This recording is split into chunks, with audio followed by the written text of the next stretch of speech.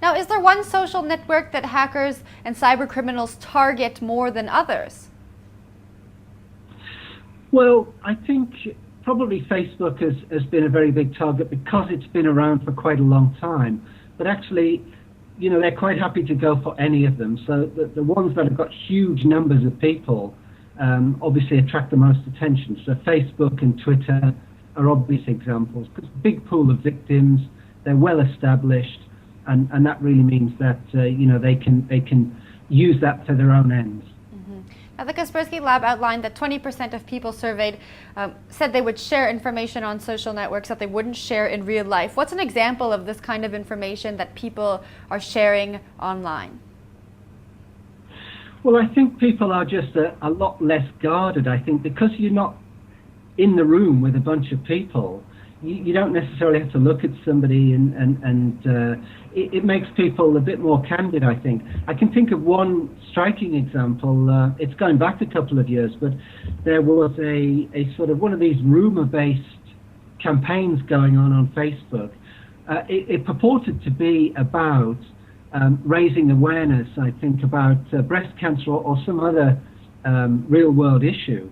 But what this kind of fake rumor-based campaign was doing was trying to persuade women into saying what color bra they were wearing.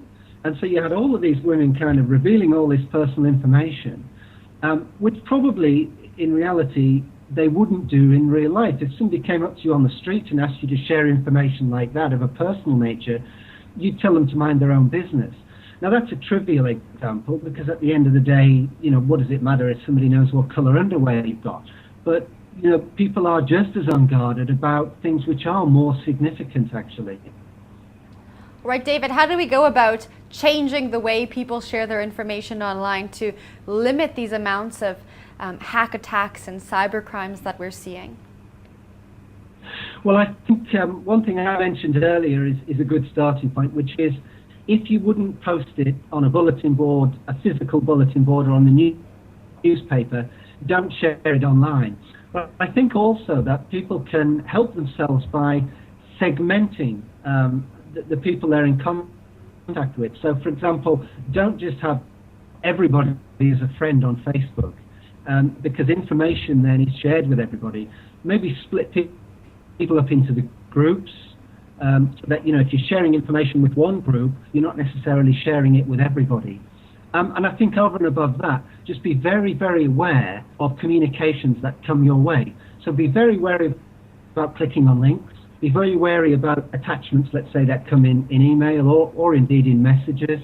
And just realize that even people who maybe are on your friends list may not be your friend. You don't know what they look like or who they are online. It could be that a friend's account has been taken over by a cyber criminal. So just be very careful about what you share. David, thank you so much for joining us and sharing that information. Now, we spoke with David Jacoby, also from the Kaspersky Lab. He gave us some great tips on how you can make your very own secure password. That video is in the blurb below.